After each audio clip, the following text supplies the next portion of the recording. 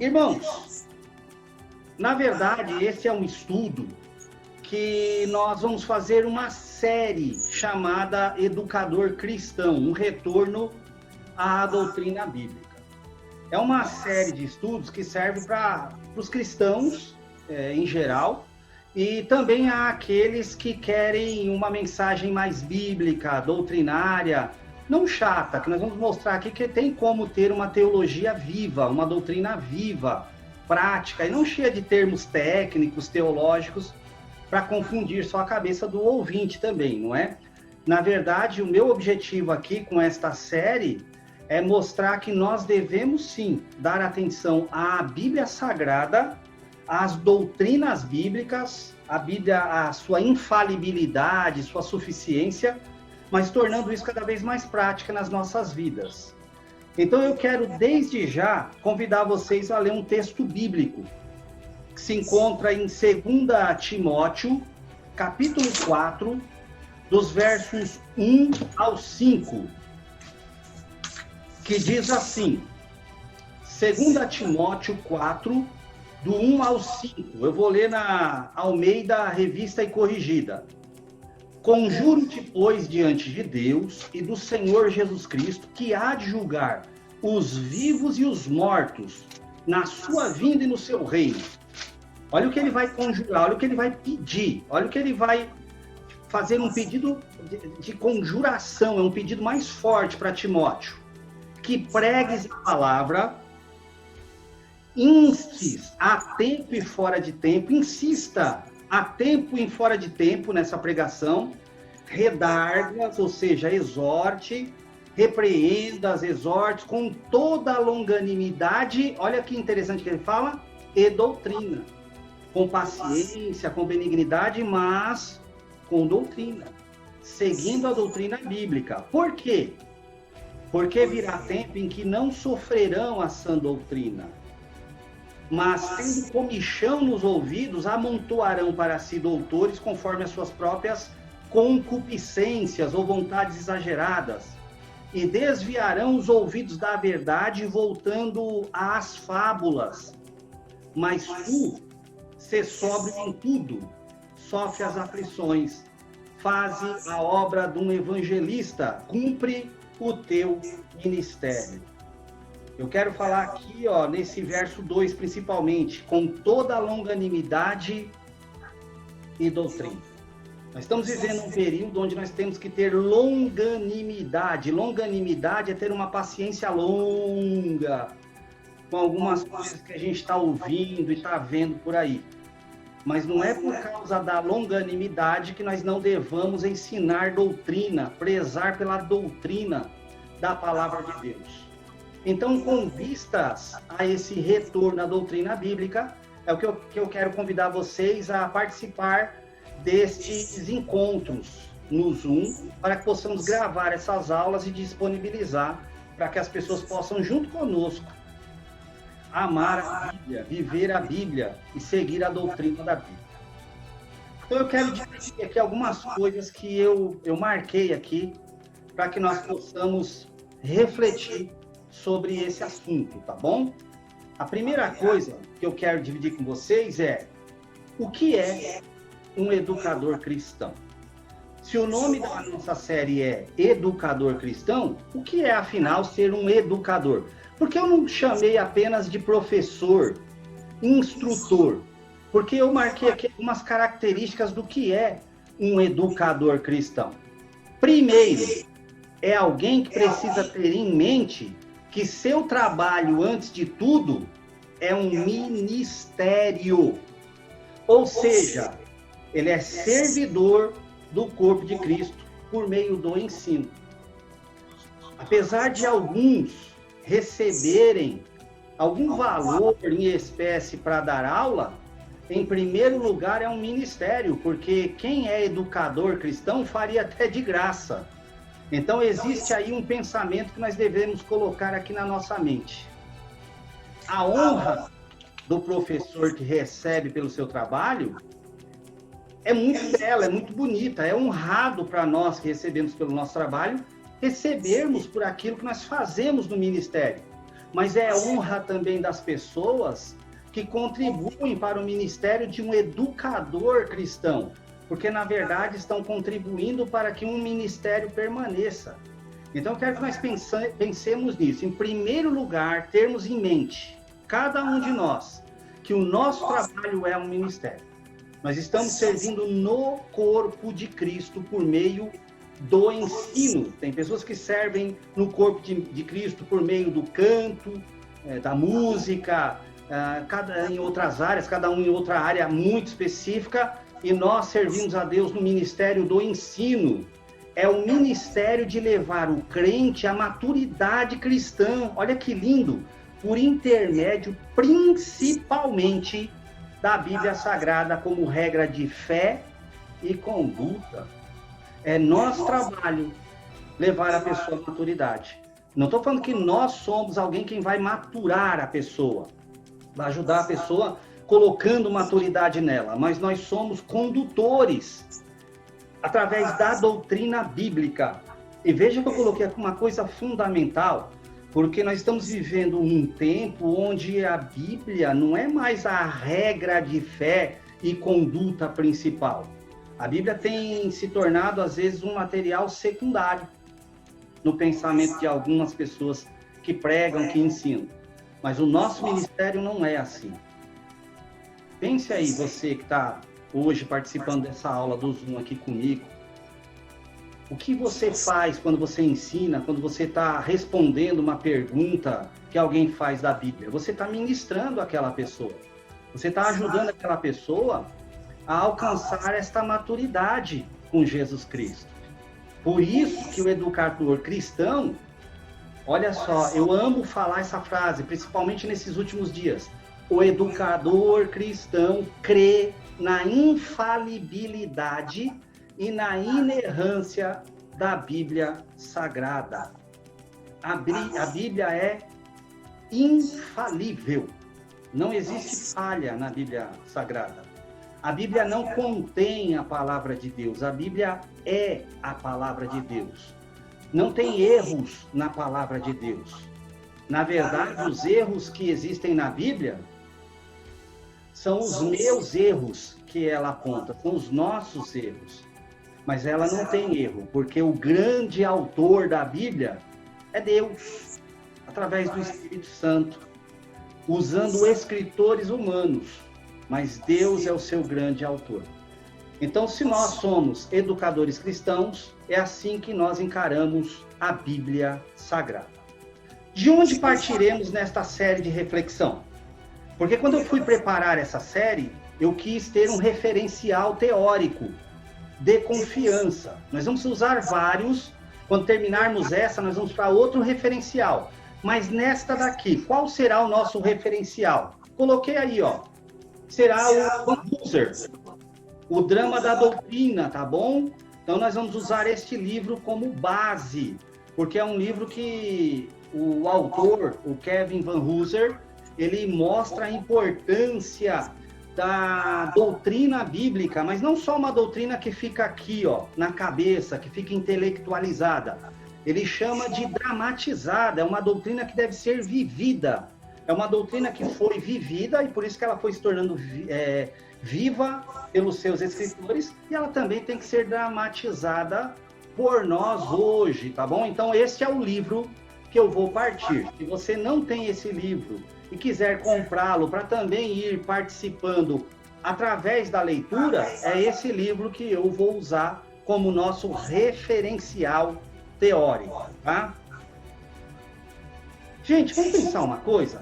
Esses dias atrás eu estava perguntando para uma pessoa assim, você é evangélico? A pessoa falou, não fala essa palavra para mim, porque o termo evangélico está caindo em desuso, porque hoje qualquer um é evangélico. Aí eu falei, tá, então o que você é, afinal de contas? A pessoa disse, eu sou cristão, porque esse é o termo mais correto. Aí eu fui conversar com uma outra pessoa, aí eu fui falar com ela, falei, você se denomina o quê? Ela falou, eu sou evangélico, porque cristão qualquer um é. Aí eu fiquei pensando, as pessoas estão se prendendo com nomenclaturas, com terminologias, mas eles nem sabem o que significa a terminologia propriamente dita. nós somos cristãos evangélicos. Somos cristãos e também somos evangélicos. Afinal de contas, o que é o evangelho?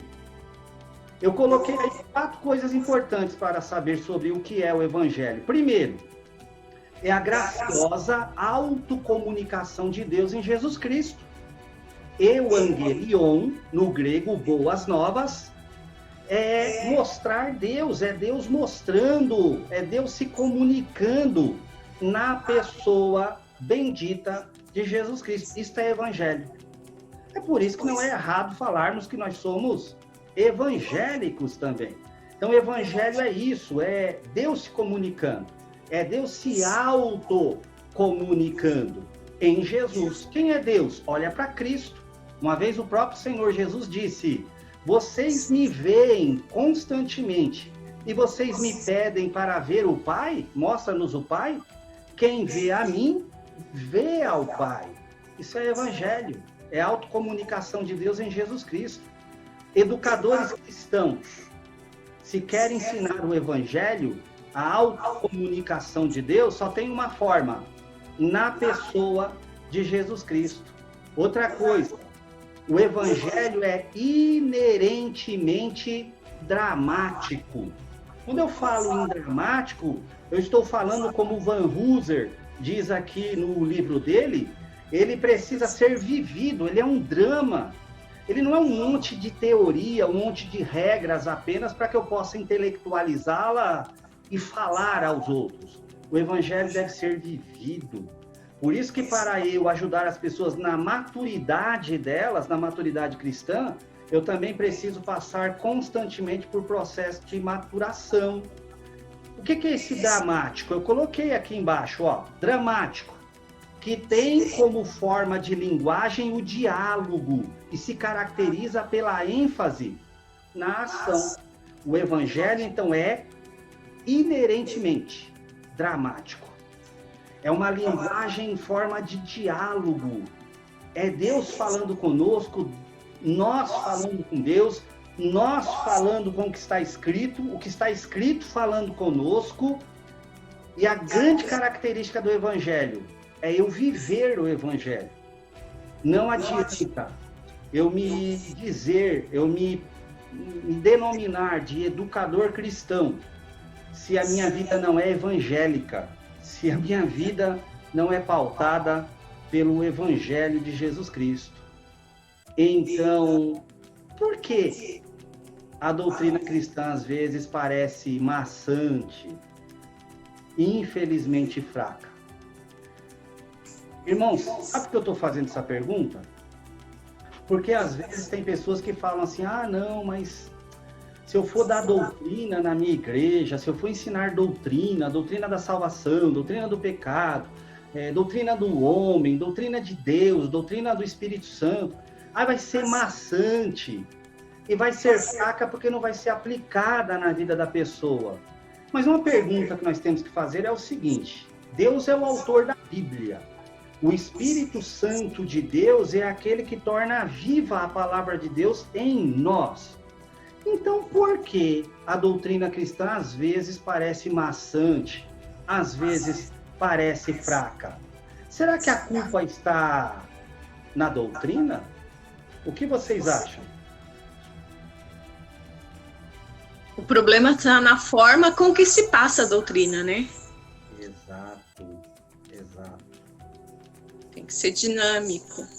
Porque a palavra de Deus é viva e eficaz, não é? Exatamente. Se ela é viva e eficaz, só aquilo que é vivo tem o poder, a autoridade de trazer vida. Então tem alguma coisa em quem lê, em quem passa esse evangelho. E aqui onde entra o que eu quero falar com vocês hoje sobre a teologia viva, a doutrina viva, a teologia prática.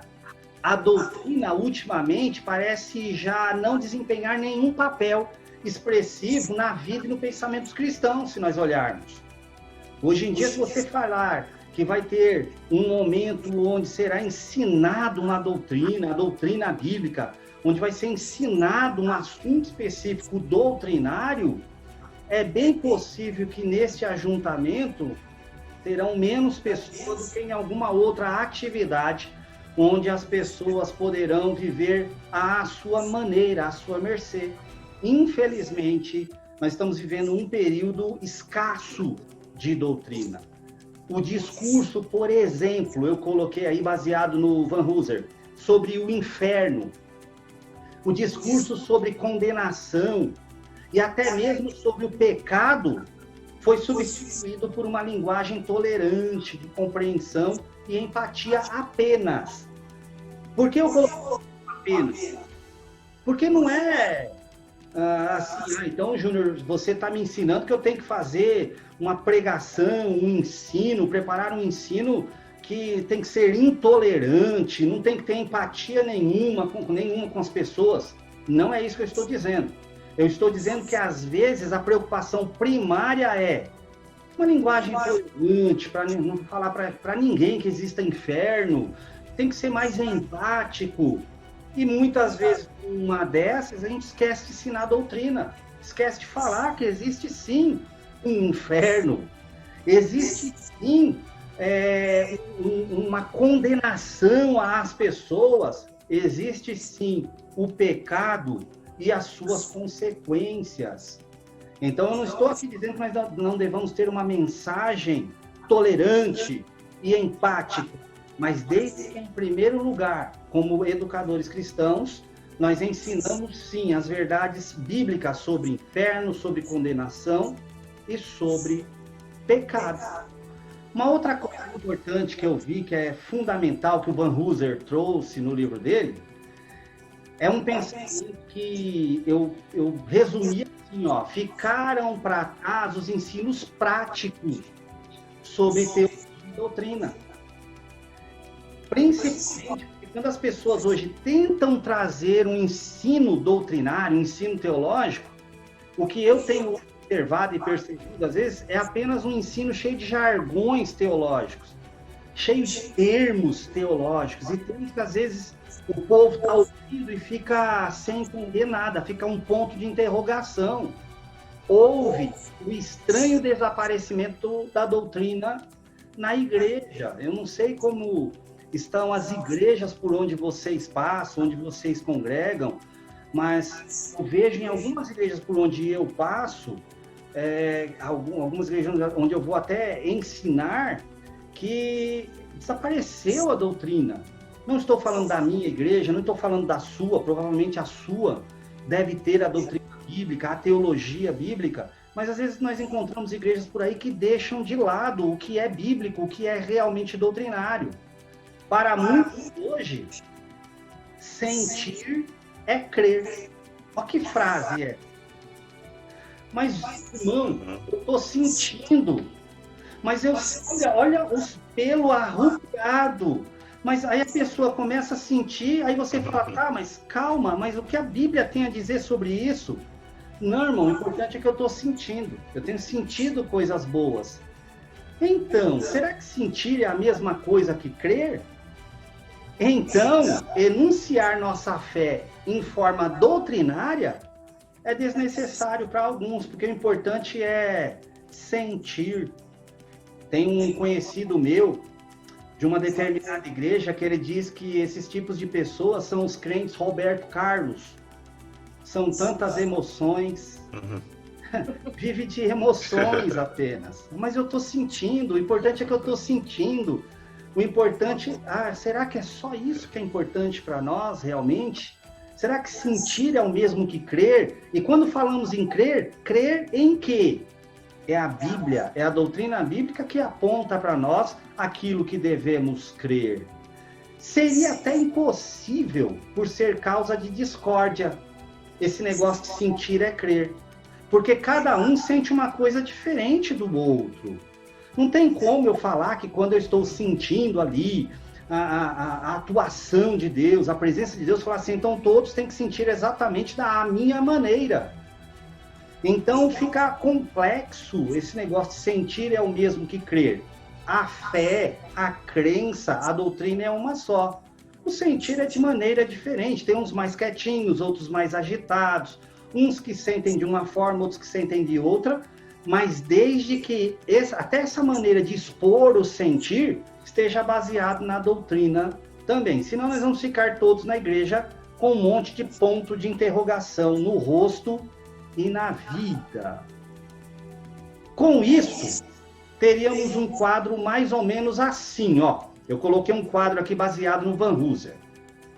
Algumas igrejas evangélicas ou cristãs não têm doutrinas, pois querem atrair novos membros.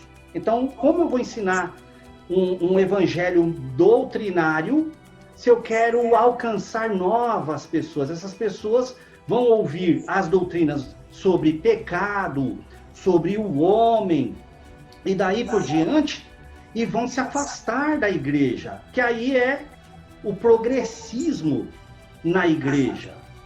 E olha que coisa interessante, a igreja que não quer ensinar doutrina para ganhar novos membros apenas, ela se esquece que esses novos membros um dia se tornarão membros antigos, e sem doutrina, sem ensinamento.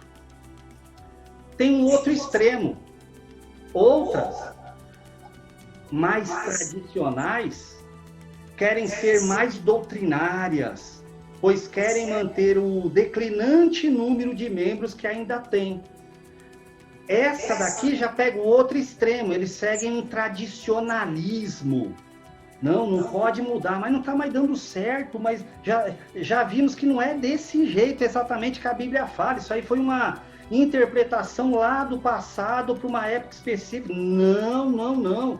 Nós vamos continuar seguindo um costume, uma tradição com letra minúscula, diferente da tradição com letra maiúscula, que a tradição com letra maiúscula é a tradição dos apóstolos, a doutrina dos apóstolos. Então existe o progressismo exagerado e o tradicionalismo exagerado. Existem os extremos. Aí nós ficamos entre a emoção e a razão. Aí tem igreja que é puro emocionalismo, enquanto outra igreja é puro racionalismo. E, na verdade, nós não deveríamos seguir nenhum dos extremos. Agora eu preciso dar a solução, né? O que adianta eu mostrar o problema e deixar-nos aí pensando, e agora? O que será da nossa vida? O que fazermos como educadores cristãos? Qual é a nossa postura como educadores cristãos? Em primeiro lugar, sabermos que a doutrina é um recurso indispensável para o entendimento e para a vida correta. Não há como eu estar ensinando, eu estar doutrinando uma pessoa, eu estar ajudando aquela pessoa no processo de maturação, de maturidade, se eu não usar a doutrina bíblica como recurso indispensável para o entendimento, para uma vida correta. Então, o que nós vamos fazer? Usar a doutrina. Saber que é indispensável a palavra de Deus, a doutrina bíblica. Segundo lugar, que ela é um ingrediente vital para o bem-estar da igreja. A igreja precisa da doutrina para ela viver o propósito de Deus, ajudando até mesmo no testemunho público da igreja. Como a igreja saberá como se portar diante da sociedade? A doutrina bíblica fala como.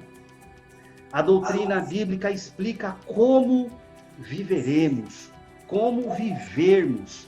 Então é importantíssimo nós, educadores cristãos, ensinarmos a doutrina, a palavra de Deus.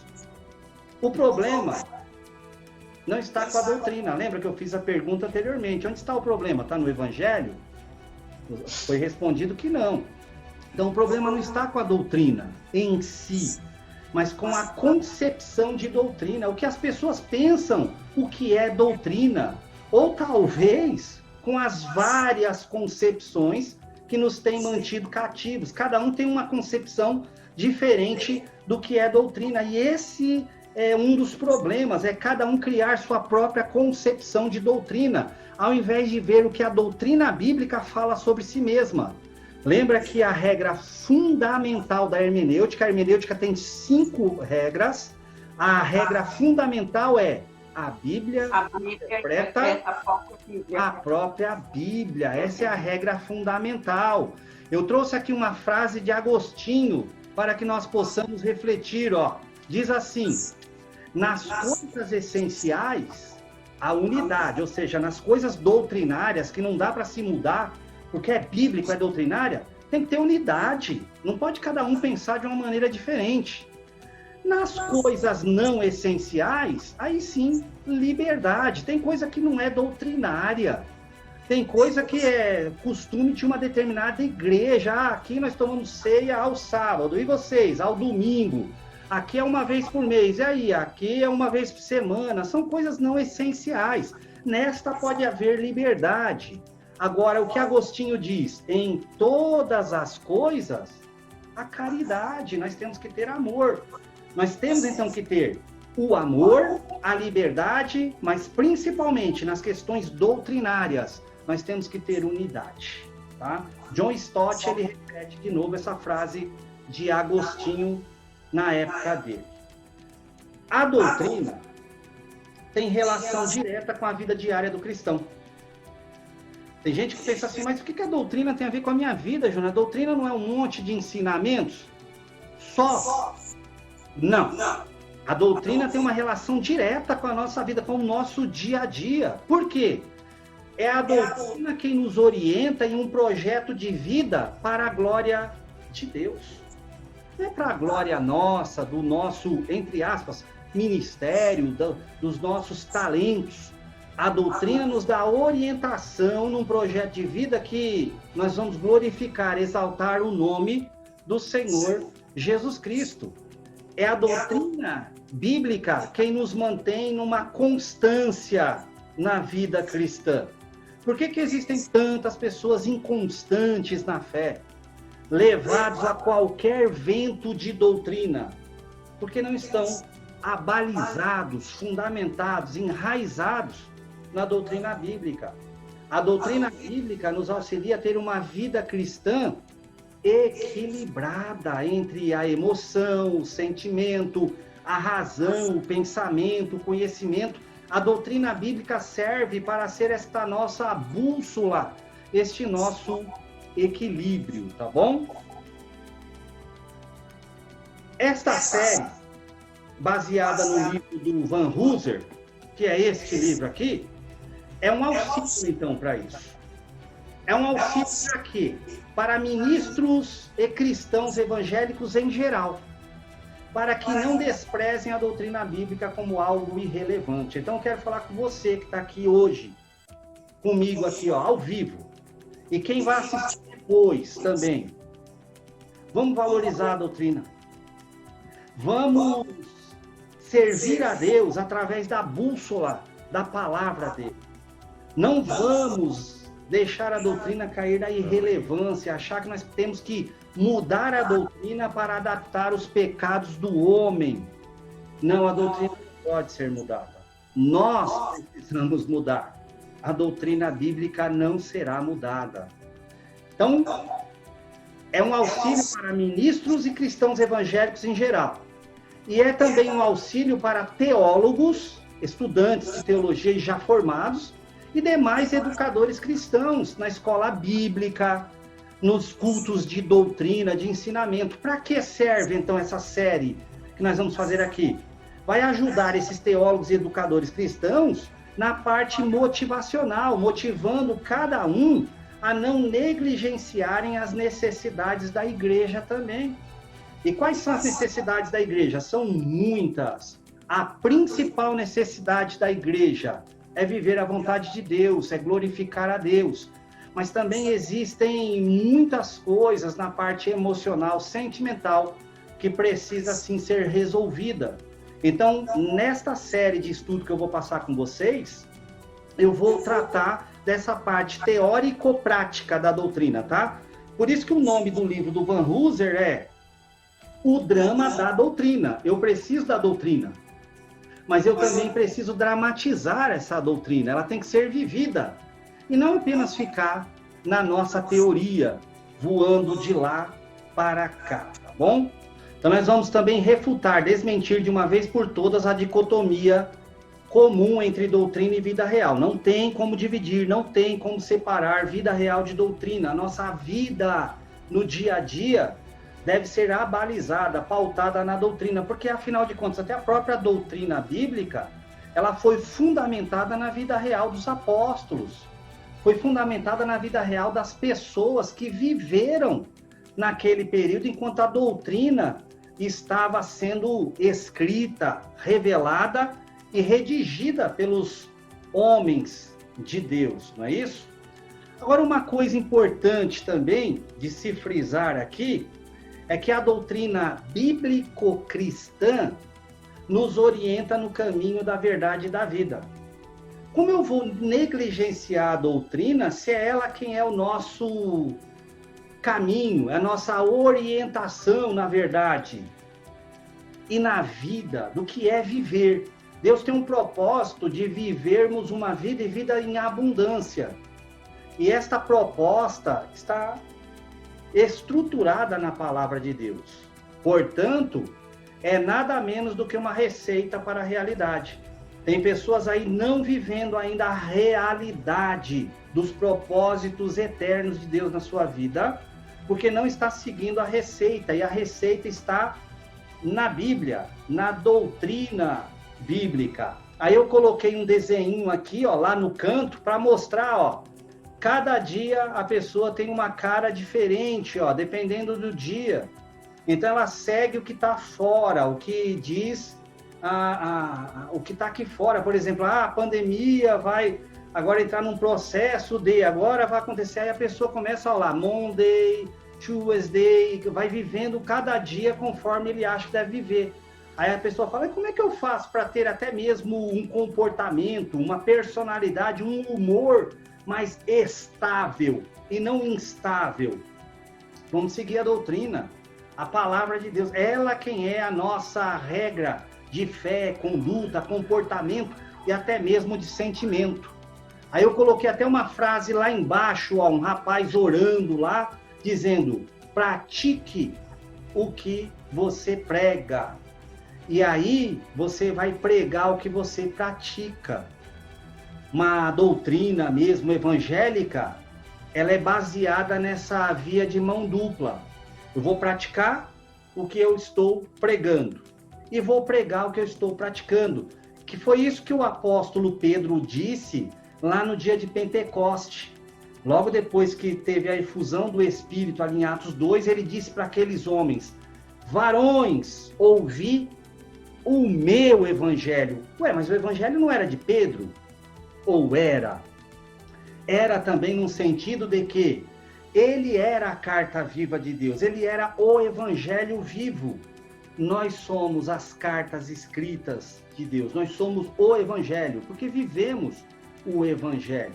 Nós somos soldados, por isso que eu coloquei uma imagem ali embaixo de um soldado. Muitas vezes tem sido ensinado quase como se nós vivêssemos num orfanato gospel, cheio de mimimi. Crente não pode mais sofrer, não pode mais chorar. Olha, crente sofre sim, crente chora sim, passa por tribulações, passa por momentos de sofrimentos, mas está sempre pautado na palavra de Deus, nas promessas que estão na palavra de Deus. É da palavra de Deus que vem o esclarecimento do que estamos vivendo e o porquê estamos vivendo. Então, uma receita da nossa realidade. É a nossa realidade. Soldados somos de Jesus e campeões do bem da luz, tá bom? Nós somos soldados, não somos criancinhas no orfanato gospel, não. Vamos tirar essa ideia da nossa cabeça. Então, pergunta que eu quero fazer para vocês. Eu pratico o que eu prego? Só para nós pensarmos, tá bom? Eu tenho realmente praticado o que eu tenho pregado, o que eu tenho ensinado para as pessoas? E isso tem gerado uma pregação baseada na prática que eu faço? Será que vamos obedecer ao que ouvimos? Será que quando nós ouvimos realmente a palavra de Deus, nós deixamos essa palavra de Deus descer ao nosso coração e vamos ser praticantes e não meros ouvintes? Então, Essa é a diferença de um educador cristão. Ele pratica o que prega, prega o que pratica, obedece o que ouve. E por isso que quando ele também prega, ou ela prega, ele também espera que as pessoas obedeçam, porque não é sua palavra, está baseada na palavra de Deus. A espiritualidade tem influência decisiva sobre a teologia de uma pessoa, óbvio, mas e a suficiência das escrituras, onde fica?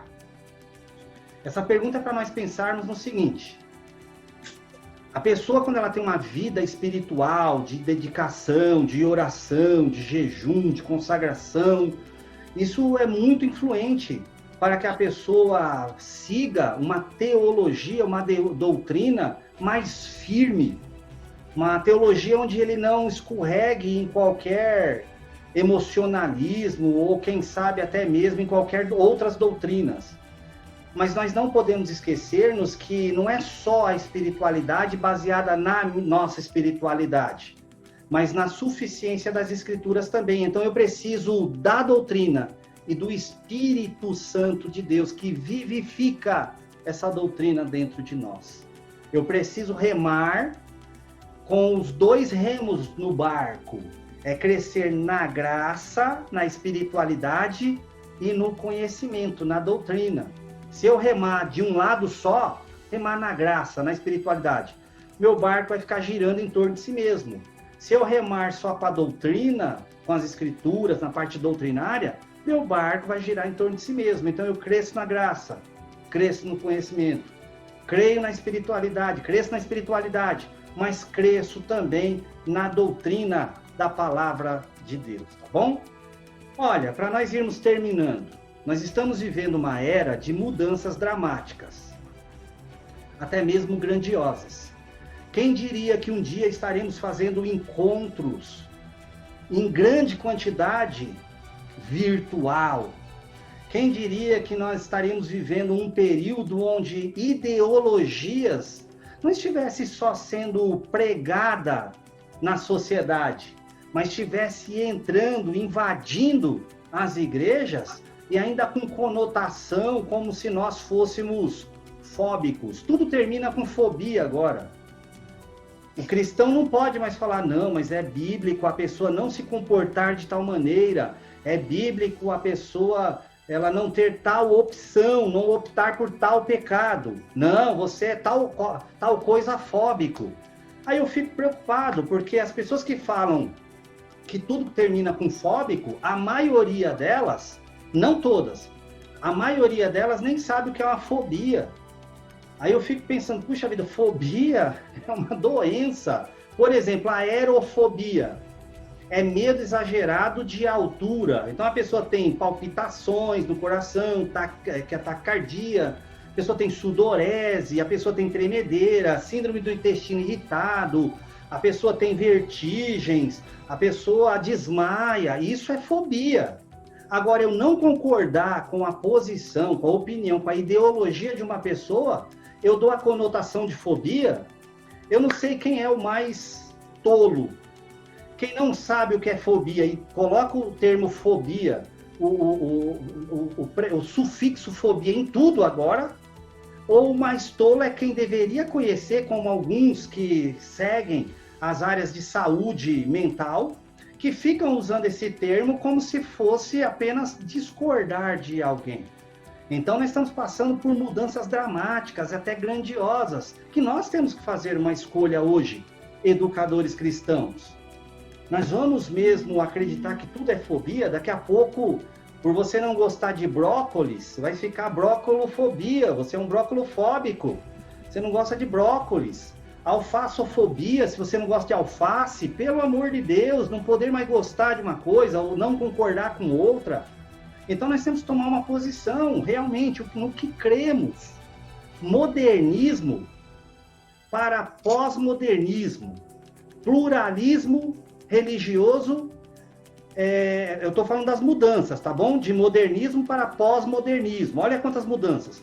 Agora tem o tal do pluralismo religioso. Tem vários tipos de crenças religiosas.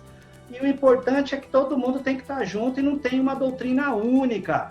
Teologias teocêntricas, que antigamente a teologia era mais teocêntrica, ou a Bíblia manda ser Deus o centro, para a antropocêntrica. Agora o homem é o centro de tudo.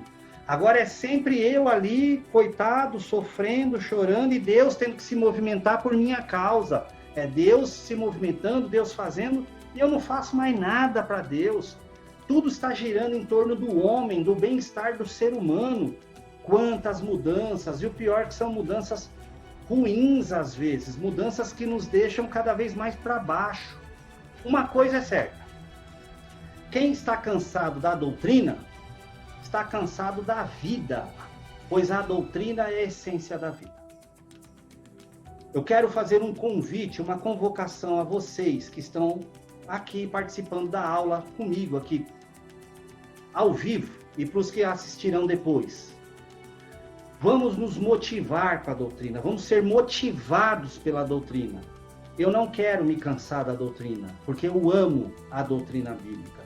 Vamos amar a doutrina bíblica, vamos ensinar a doutrina bíblica, vamos viver a doutrina bíblica. Amém? A doutrina cristã é necessária para o ser humano florescer, tá?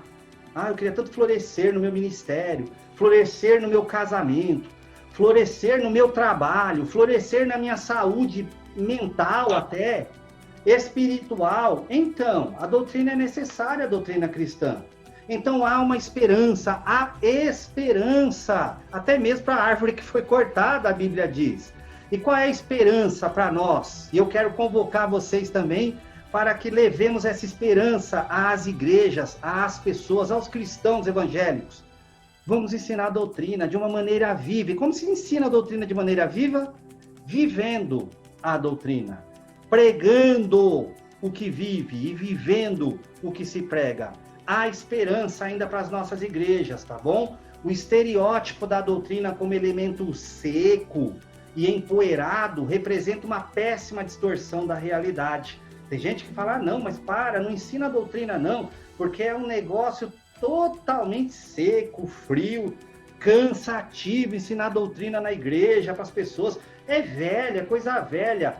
É uma distorção péssima da realidade. O que nós temos que fazer é nos voltar às Escrituras, nos voltar ao Evangelho, nos voltar ao drama da doutrina, dramatizar a doutrina, que essa é a proposta do Van Hooser, que é a proposta que eu quero trazer para vocês nessa série de estudos, tá bom? Foi até aqui, tá bom? Foi uma introdução para que você possa entender o que é o drama da doutrina, o que é a teologia viva, aulas vivas, ensinamento vivo,